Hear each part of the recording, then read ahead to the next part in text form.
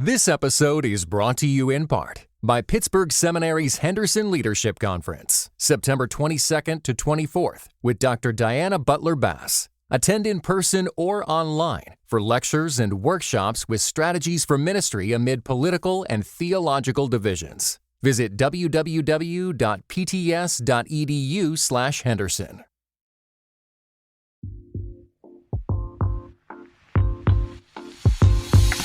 This episode is brought to you by Our Daily Bread Ministries, a global media organization that makes the life-changing wisdom of the Bible understandable and accessible to all. Visit whereyou'refrom.org for more information. That's whereyafrom.org. I love my country. I love God above that. And so because I love my country, I want to hold it accountable to not only its own ideals, but to what God has called all nations to be.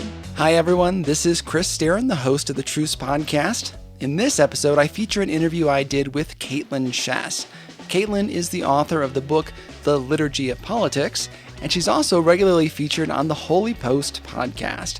I don't usually do just straight interviews on this podcast, but I think that this episode works best with you just hearing Kaitlyn without a lot of interruptions.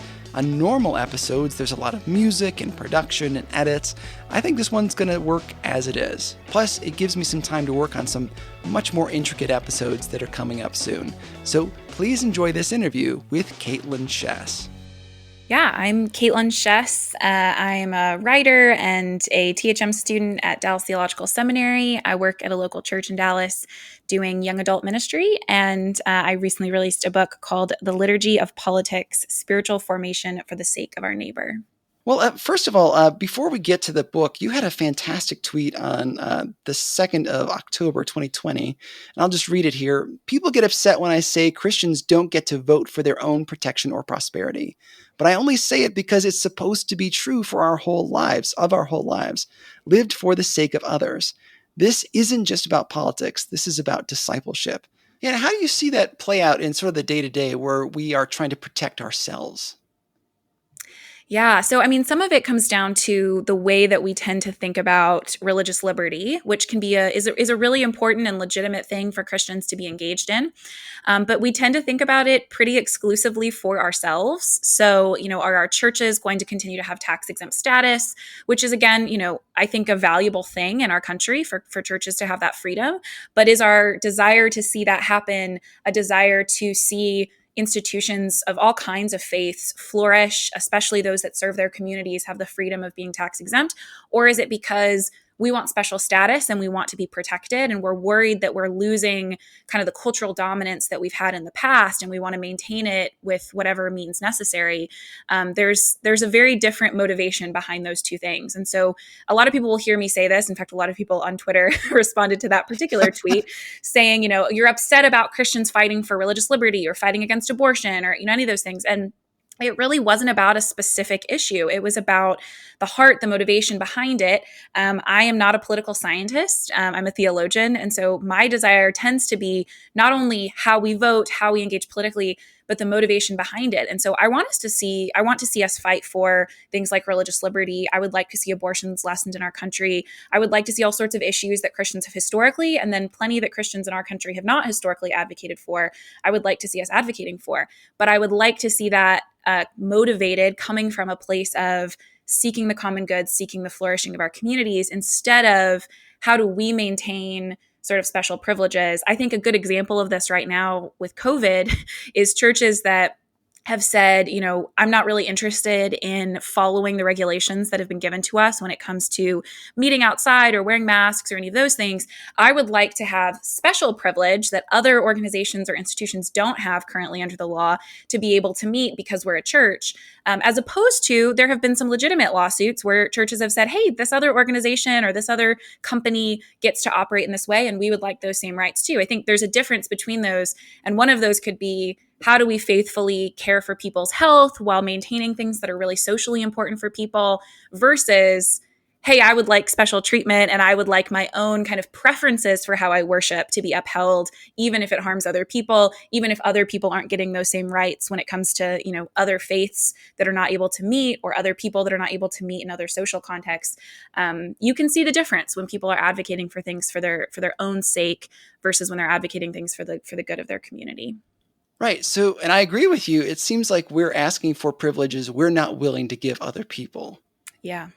Yeah. And that can be really tricky.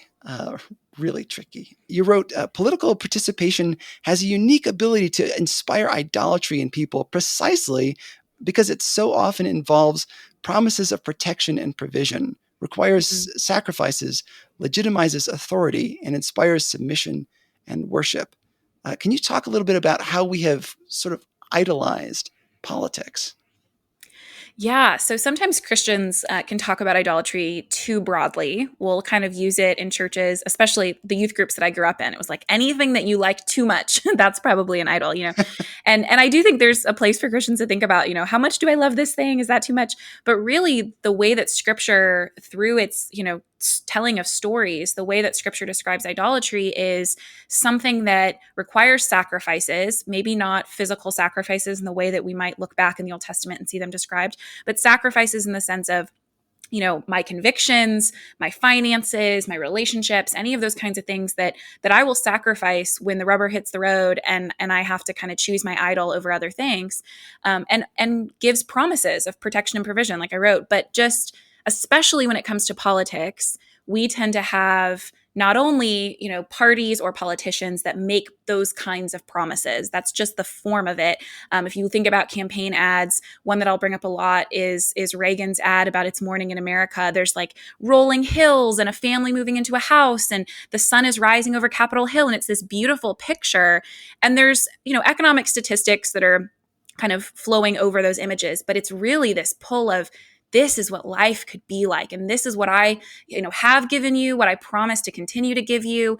That's a captivating story. And so the way that we tend to engage with that kind of story is not, oh, those are interesting economic statistics. I think I might prefer him over his opponent. No, we tend to, just as humans, our hearts are pulled towards things that we love. And so an idol in politics makes a lot of sense because affective images, promises of protection are just the regular language and framework of how we work, especially when it comes to things like fear. Common campaign ads, I just saw one yesterday with my roommate watching TV, was, dark images. Every single picture of the opponent was in black and white. And then the words over it were in red and it was really intense. I couldn't really tell you what specific issues this person had, what the opponent had with the person they were campaigning against, but it was scary.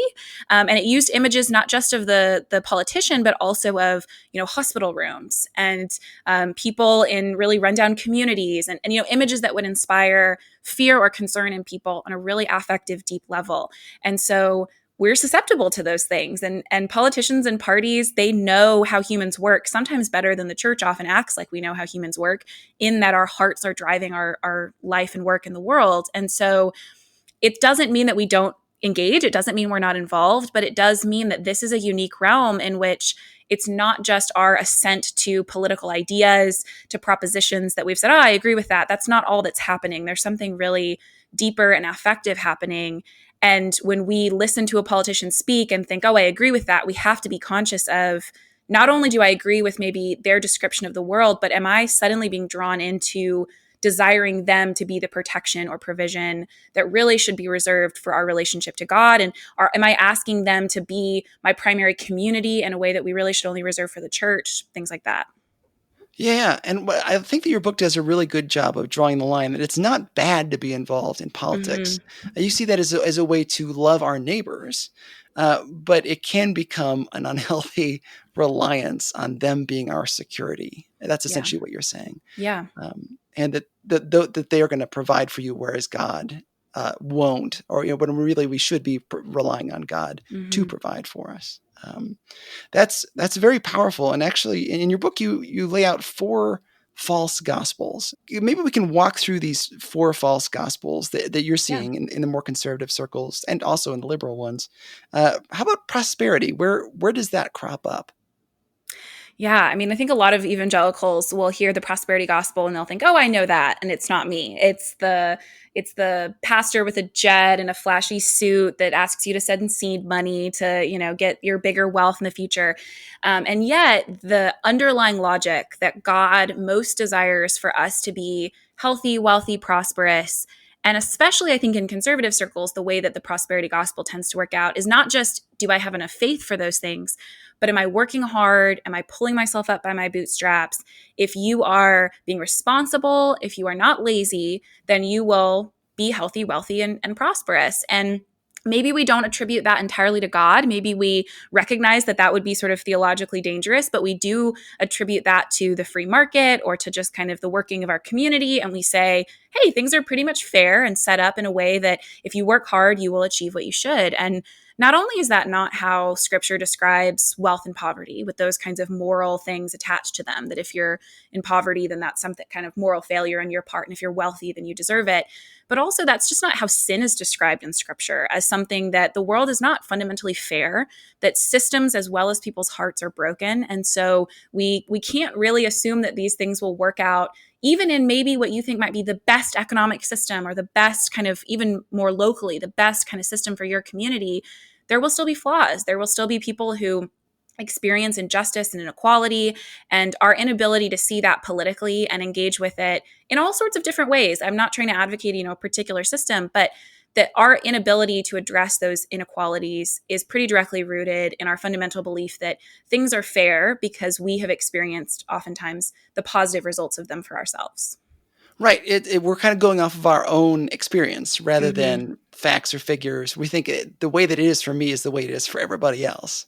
Yeah. And that can be super dangerous. And also the sort of flip side of that, you touched on it really quickly, but I want to kind of circle back the idea that if I'm poor, it must be because I'm lazy or, not doing something right. When in fact, there could be a whole lot of other things that could be going on there. And that Yeah. fundamentally changes how I then react to the poor. Yes. Yeah. And one of the things that was the most eye-opening for me being, growing up in churches like this is realizing that we thought we were just assenting to a particular political position, that the free market is the best system and that as little government intervention as possible is a good thing. We thought that we were just agreeing to that political position. And we weren't. We were also immersing ourselves in a story about the world that said that if you are poor, it is because of a moral failure of yours. And then found ourselves in a position where that didn't just impact the way we voted, the way we thought that it would. It also impacted the way we treated individual people who are in poverty, the way our churches served. I know a lot of evangelical churches that are very engaged when it comes to caring for their communities, like serving at a soup kitchen, things like that. But there sort of still is a mindset in terms of relationships and where money should go that people who are in poverty are irresponsible and lazy. And so we have to maybe care for them, but in a very paternalistic way and in a way that assumes, unless they change their mindset, they're not going to get out of this. I can help all that I want, but really it comes down to their own moral failing. And so I can't really fix that part. Instead of recognizing that there might be more than charity that we could do, that there might be structural issues. There's a fantastic church in my neighborhood that provides all of this like training about entrepreneurship, but also just like gives people bikes so that they can go to work, tries to fix structural issues where it's not just how can I encourage you to work because you must be lazy, but how can I fix things that for me, I had a social safety net where if I needed something to kind of jumpstart my involvement in a career, I could do that. I had the money to the kind of baseline money that's required to be involved in some of those things, and they didn't. How could we address that instead of just, trying to tell them to be better? Right. Yeah. So fundamentally there are people who do kind of need a kick in the pants from time to time Sure. to get going, but they give everybody else a bad name. Mm-hmm. And that there are systems, as we've seen, especially regarding African Americans, that hold people back, laws that stop them from getting loans and things in the 60s and 70s, or covenants that kept them out of certain neighborhoods. And we look at that and we say, oh, they could have done it. They could have worked around it. And it's just, that's not the godly response, Yeah. And you don't see Jesus doing that to people. Yeah. The second thing that you brought up was the false gospel was patriotism. And this is when I also get kind of blowback on this show. Because I don't think patriotism is necessarily bad. Sure. And it's not necessarily something that only the United States does. It's something we've done, people have done since, recorded time. We've been patriotic. And part of it is what keeps us safe as a people. We bond together as a nation. But it can become an idol. Can you kind of talk to that idolatry and that false gospel? Yeah, I think what makes it so especially dangerous for Christians, and especially for American Christians, like you said, people of all different nations can have both a really positive form of patriotism and then a really negative form, both individually and then as a whole country. The kind of culture that you have could ebb and flow, but especially for Christians, I think in America, where we have often told a story about the founding of our country that relies upon the idea that it was founded on Christian values, that we find ways to fight over which founding fathers were as close to the kind of Christian we want them to be as they are. We really are committed to this idea. And that's sort of strange. It's strange that we're that committed to the idea, but assuming that we are, and many of us, I grew up in churches where if you had told me that wasn't a true story, or at least that it was more complicated than I thought, that would have been a real surprise to me because it was just told so often. We have to return to our Christian roots, and this is what our country means and how it always has been. And that's a real problem for Christians because, one, Scripture does not describe America at all. And it doesn't describe America as having kind of a special covenant with God, the way we tend to talk about it in the most extreme versions of this story. And so then we end up in positions where we take passages intended for Israel and apply them to America in ways that are not good exegesis. Yes. But also, I think then we end up in a position where we have to baptize the whole, especially early history of our country, because if it was founded on Christian values and God has to be defended and Christian values have to be defended, then we end up in a position where we either have to deny some of the atrocities very early in our country's history when it comes to slavery and genocide of Native people and subjugation of women, or we have to say that those are Christian values. And we've done both of those things throughout our history, either defended those things or pretended they didn't exist. And neither of those, I think, are a faithful Christian way of both finding loyalty with people who are close to us, finding a biblical reason to care about the flourishing of our immediate city, our nation, the people that are close to us, but the balance that comes with doing that and also being honest about the failures, the evil, the sin of our own country, and even better loving it by calling it to account to its own self-description, the things that for the founding of our country were high ideals that we immediately did not live up to. But also, more importantly, I think this is an application of Romans 13 that is not the one we tend to go to, but that we have an ability in a unique system in which we have some democratic involvement in the running of our country to hold it to account to what God says countries should be. There's a wide description throughout all of Scripture of how nations are judged by God for things like how they treat other people in their own country, how they treat foreigners. Those are things that we have the ability as Christians to hold our nation to account. But if we are too deeply committed to a story that says we've always been a Christian nation and the principles that we started with are Christian principles, it really prevents us from being what would be a better form of patriotism, which is to say, I love my country, I love God above that. And so because I love my country, I want to hold it accountable to not only its own ideals, but to what God has called all nations to be. Yeah, and you were talking about that sort of shock of having to learn, what the United States really is. As you get older and get more educated, like, wait a second. I'm sure that listening to this show, that's what I've been doing this season. I've been kind of slowly pulling back the curtain. Can you speak to anybody who maybe is just hearing these things for the first time and maybe is kind of wondering if their faith is real because we've been hearing that the United States is Christianity, basically. How do we respond? How do we hold on to a faith that has been misused? Yeah.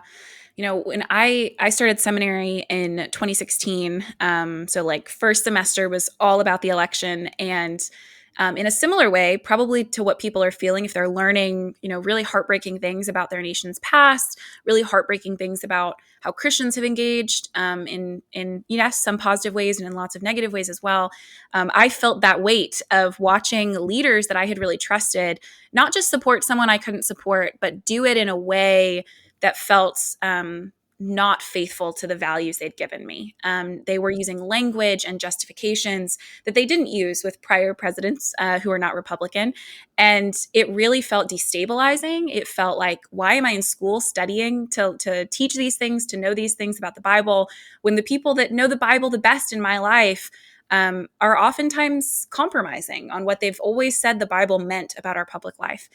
And the thing that was so comforting that semester was that it was also my first semester of Greek, which should not be a comforting thing because it was hard. It was comforting in a strange way because I literally remember the morning of the election, we didn't know any results yet, but I was just distraught with things I was seeing on social media and really angry Christians, really feeling like they had to kind of fight for the continuance of their country in a way that just felt wrong.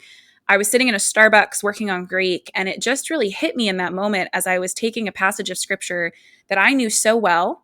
It happened to be one that a lot of Christians would often use in these kinds of conversations. And I had watched them misuse it. And all of a sudden, it was in a language that was unfamiliar to me. And it really grounded me in the realization that this faith that they were misusing, that they had historically misused, was not their own, that it was ancient, that it was distant geographically and from history, from where we are today, and that it had survived thousands of years of Christians being faithful and some being unfaithful and things being tumultuous and difficult and strange.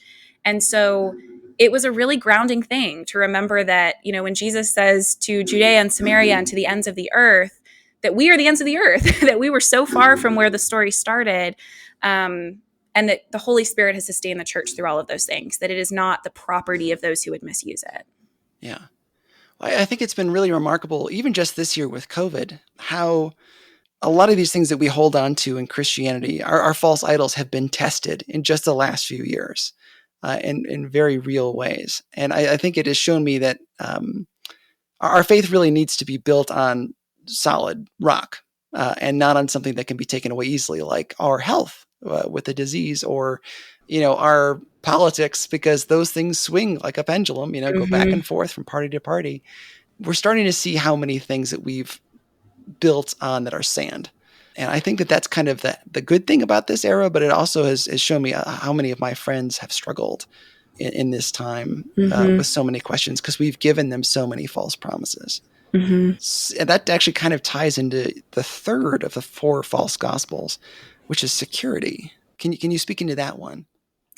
Yeah, so security tends to be the one I think surprises people initially because we talk a lot, at least we have in the last few years, about things like prosperity and patriotism, but realizing how on both an individual level and a community level, security has often been treated by Christians in America as the highest good. Not that it is not a good, it is. Being physically secure is a positive thing, and it's, I think, something obviously, rooted in creation and then in eternity, that we will have security in that sense. And yet, in this time in between those places, we're not promised that bodily security on earth.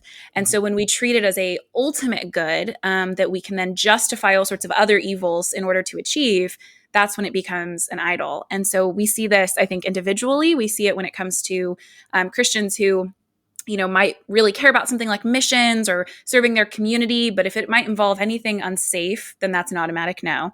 Right. It involves things like, I think a pastor was the one who told me this, a story about he went to visit a parishioner who was not only in a gated community, but then in a smaller gated community within the gated community. So there was like multiple gates to get to their house. And he just thought, what are you so afraid of that the slightly less rich people will do to you, that you have to have this many gates.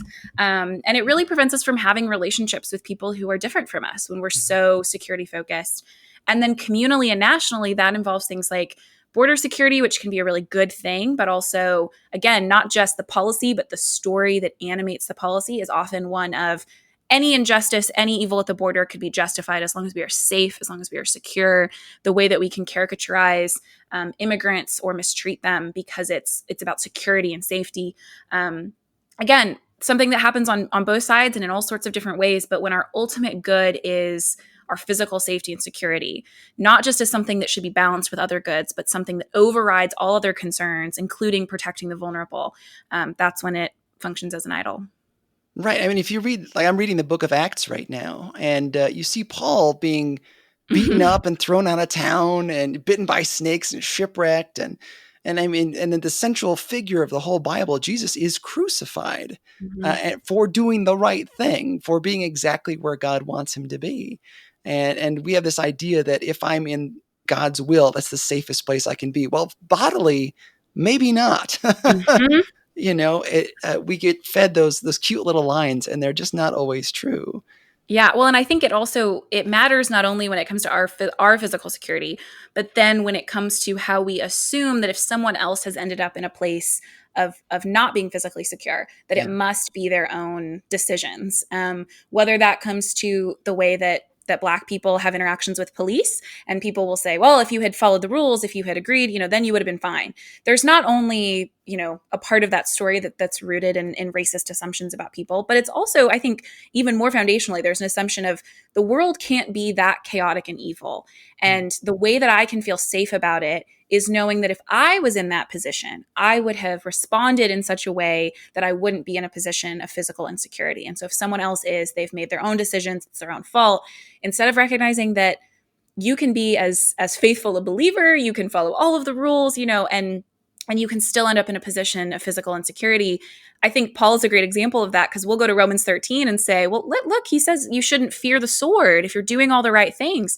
What he means in that passage has been complicated and fought over by Christians for a long time.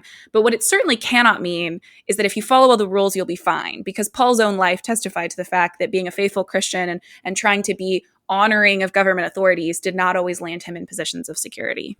Right. And throughout history, we haven't seen that. I mean, earlier this season, I talked about how Christians were persecuted in Russia under the Soviet Union and communism. And we still have this idea in our heads that if I am a good Christian and I believe, then nothing bad will happen to me. Yeah. Where throughout history, it has not been that way. We're actually kind of just in this happy little bubble that's fairly new in the history of the world. And we think that because it's been this way the whole time I've been alive, that it will always be this way. And like you said, our idea that our African-American brothers and sisters who are being harassed by police officers, that they deserve it because they must have done something wrong. And that allows us in a lot of ways to not have to take responsibility or have compassion, and it gets us out of being the church. I think in the same way that, as we said earlier, if I can think that all poor people are lazy, that means I don't have to help them. In the same way, it kind of gives me a ticket out of there. We'll be back with more after this short message. This episode is brought to you by No Small Endeavor, the acclaimed podcast from Great Feeling Studios and PRX. In each episode, host and award-winning theologian Lee C. Camp sits down with courageous and impassioned people, like Hollywood legend Rob Reiner and civil rights hero Reverend James Lawson, talking about what it means to find true happiness and flourish in day-to-day life. And if you're looking for somewhere to start, why not check out the recent episode with award-winning journalist and best-selling author Tim Alberta on Christian nationalism's role in the Republican Party. Follow No Small Endeavor on Apple Podcasts, Spotify, or wherever you get your podcasts. So the fourth one is supremacy. We hold on to this one pretty dearly. Can you walk us through what supremacy is as far as a false gospel? Yeah, so this is probably the one that people will least initially identify with, because a lot of us would say, I'm not racist. I might go to a predominantly white church or live in a predominantly white neighborhood, but I don't have any personal prejudice or bias against others. And that, I hope, is true. I think it's probably true of a lot of Christians today, but it doesn't really get at kind of the story of white supremacy in our country, in which especially white children growing up in our country, statistically more than any other group of children, live in communities, go to schools, go to grocery stores with their parents and daycare and all these things that are overwhelmingly white, in which they have very little interaction with people who are not like them. And so then the only interaction that they tend to have is through media and stereotypes works its way in, and biases work its way in. And so if the only people that you have close relationships with, where you recognize diversity in their opinions and their talents and their in their intellect, is only white people, then you're going to end up with assumptions that you may not intend, that you might hate when you recognize them in your own heart, and I hope you do, but that are humming underneath the surface, especially in the church, which is, continues to be one of the most segregated institutions in our country for lots of reasons that we might think our current pastor or leadership is out of their control. And yet we are suffering the consequences of it, sometimes benefiting from it when it comes to the churches that tend to be in neighborhoods with really good schools and really wealthy neighborhoods and those kinds of things. And so when we look at the history of American churches, especially white American churches, we not only see benefiting from decades of segregation, but also being formed by worship and liturgy and rituals that prioritize a certain vision of the world and of life that is common in white families and white communities and is less common in other communities. And so part of what happens is not that we are explicitly prejudiced, but that we assume that the best kind of life for someone is one that is not just shaped by biblical values, but is shaped by what most white families and picket fence neighborhoods have had. And that causes us to have prejudice and biases that we might not explicitly recognize, but that work its way out when we finally do have interactions with people who are not like us, or even before that, when it comes to social media and how we vote and things like that. And so it's really important, I think, if you're not a Christian and you are in a pretty homogenous community, I don't think that's good for you as a human, but I understand why you don't have any reason to really care about that. But for Christians who have a vision of eternity where God has made for himself a new people from all of the nations, in which we have diversity and differences, and yet we are united, and that is the vision that we are supposed to be striving after, then when our communities are homogenous, it not only is a cause for concern because we desire diversity, but because we know, based on the epistles and the way that the church functioned very early on, homogeny breeds prejudice and bias and our inability to see how we might be mistreating others. Well, what would be an example of something practical that we do that we assume as a white Christian church that if you're not doing this, then you're sinning, and that you should be doing it this way, even though it's not actually biblical, that we're holding on to? I mean, one example that initially comes to mind is just the way that we, it kind of relates to the patriotic gospel, but the way that we talk about America, the way that we celebrate the 4th of July, things like that, that we might go, that's being a faithful, responsible citizen. And yet we are unaware of why that might be a more difficult holiday to celebrate for a community that has not experienced America in the same way that we have. Another example would be, I mean, I go to I'm on staff at a predominantly white church. And if you were to show up on a Sunday morning, the music that we sing and the way that we respond to our pastor is pretty indicative of a lot of white churches. We play a lot of Christian radio kind of music on Sunday mornings. We're pretty silent during the sermon. Right. We assume that that's being a faithful, respectful part of the service. And this happened not long ago, a family came, an African-American family, and just verbally responded to the music and to the pastor in a way that was different. And to people in our congregation, there was an assumption that was disruptive, that was disrespectful. And that's not a biblical idea. That's you having an idea of what your community has always been like. And then not only assuming that that's the best, but then assuming that other expressions of the faith must not just be different, they must be wrong. And also kind of, again, the stereotypes you've learned through media, not only bringing in, hey, that's different and I don't like it, but also maybe bringing in, I have an assumption that I might not be honest about all the time, that a Black person in, a predominantly white space will just generally be disruptive, that they're loud or aggressive or all those kinds of things that we would hate to find in our own hearts. Yeah. And yet that's how sin works. It's deceptive, and it worms its way into things that we don't expect. And we might never say any of those things. And yet our default reaction in a moment like that might be one that we hate. And we recognize that when it comes to other sins. But when it comes to racism, we tend to defend ourselves in a way that probably isn't helpful for actual growth. Yeah. Yeah. I mean, you even see this in ways that the different ways we dress in the white church versus other churches. We expect in some denominations a tie for gentlemen, and it's like, well, that may not be the way it is in other churches. And you're not going to find a tie in the Bible anywhere as required attire. And it actually may say something about our class expectations, that everybody's going to be able to dress as well as I do, because we're all as wealthy as I am, but not everybody is, and not everybody has the money for that wardrobe. or to keep it up. So Right. yeah, it does sneak through in funny little ways. Even generationally, in my church, there's a whole contingent of people that gets upset if we don't sing the doxology at the end of the service, the song. Mm. And it's a great song, and I actually sing it whenever I can when I get to the top of a mountain when I go hiking. Mm. But it is not in the Bible that we sing the doxology. Right. But we do expect others to carry on those things. And if they don't, then we think, oh, they must be sinning. When Yeah. it's really just a cultural difference. Yeah. And we've lost, I think, a sense of, partially because it's how the Old Testament describes things, but it's carried into the New, of our worship being a sacrifice. Yeah. And if that's true, could that involve the sacrificing of our preferences for the sake of the larger community? That's a tough one, but it really, I mean, especially in a time of COVID, could I sacrifice my preference to not wear a mask? Could I my preference to meet inside instead of outside, But then in just the everyday life of the church, I kind of said a moment ago that we sing a lot of like Christian radio type songs. I don't love that. And there are times when I get frustrated on a Sunday morning because of the song choice. And it's a reminder, I'll look over and see someone who clearly this is a meaningful song for them.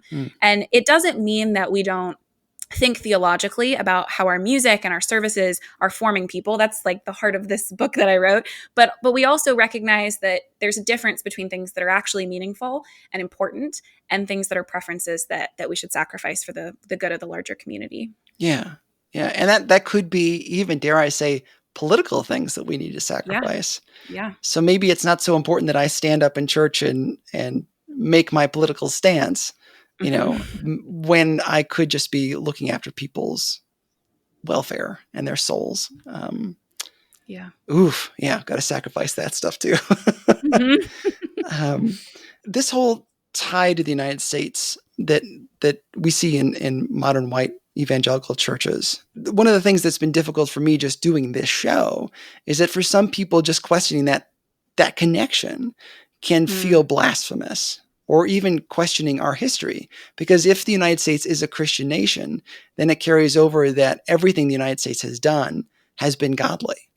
And unfortunately, when we believe that, it means that we are then, like you said, okay with the Trail of Tears, kicking Mexicans out of Mexico, which was California and New Mexico before, but now is further south. The way we've treated Native Alaskans or African Americans, we then say that was part of God's way that He desired us to treat people.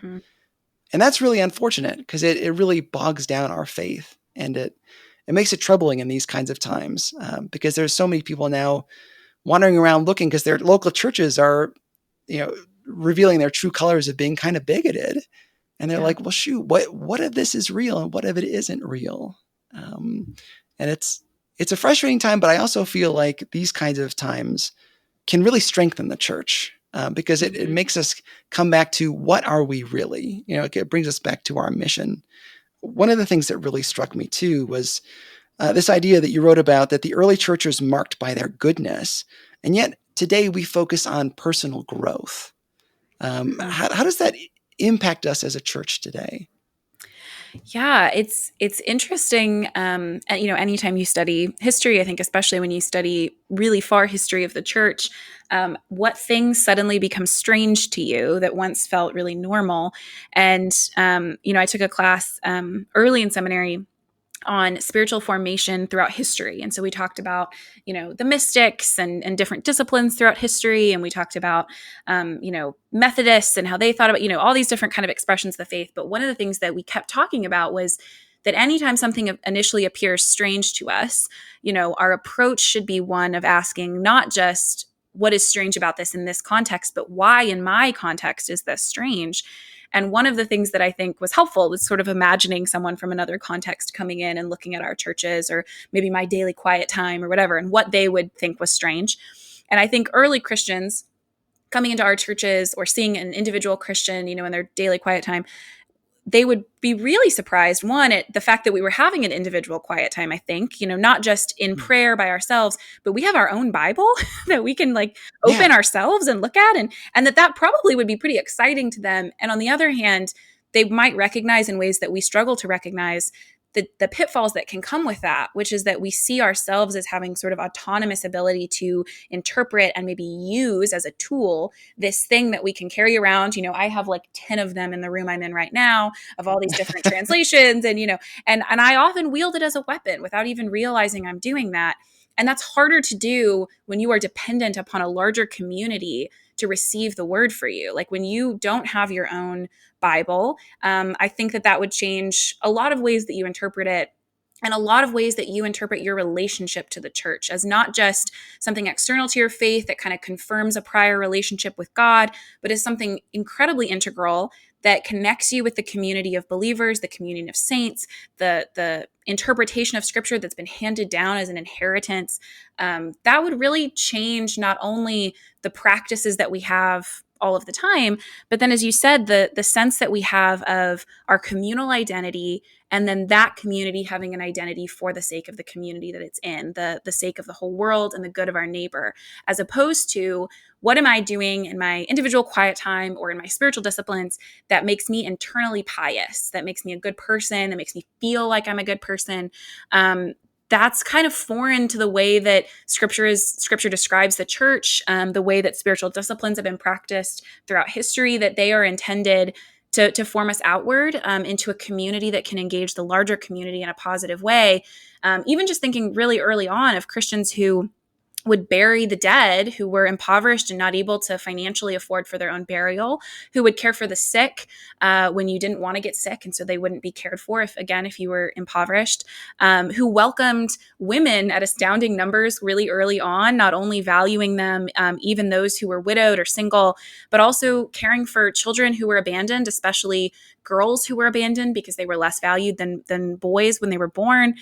All of these things that gave them a strange identity in the larger community that they were in. I mean, we have many writings of outsiders describing them as a strange political club or, rallying support for issues that the government wasn't caring for, things that we would often not be identified as today. And I think in America, one of the reasons is that our focus, if you were to come to one of our churches, is usually how can we fix your soul, which is an important part of it, but is not the whole story.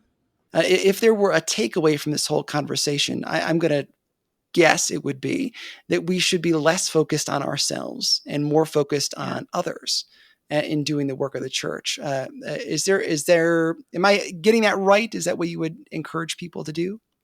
Yeah, I think the thing that I say all of the time is that our spiritual formation and our political participation are not separate, not just because I don't want them to be separate, but because they share a common purpose, which is the life of the world and the good of our neighbor. And if we were to think of both of those things, both of which can be twisted to be internally focused, if we were to think of both of those things as externally motivated for the flourishing of the world that God has promised to redeem, then we would be better off. I hope you enjoyed that as much as I did.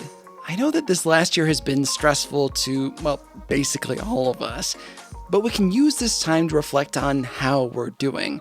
Not to feel bad about ourselves, our communities, our country, or our church, but to be realistic about them, to see where we are serving others and where we are serving ourselves.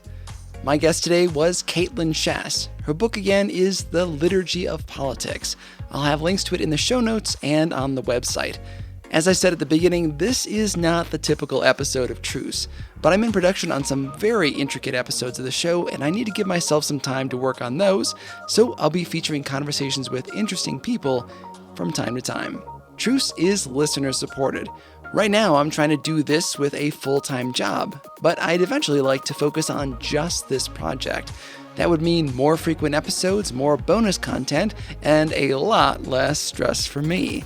If you'd like to be a part of what I'm doing here at Truce, visit trucepodcast.com/donate. If you become a monthly patron, you'll also gain access to a bonus interview I did with Kaitlyn. That website again is trucepodcast.com/donate. Please take a moment to rate and review this show on your podcasting app. It helps people to find the show. God willing, I'll be back in 2 weeks with more. Thanks for listening. I'm Chris Staron, and this is Truce.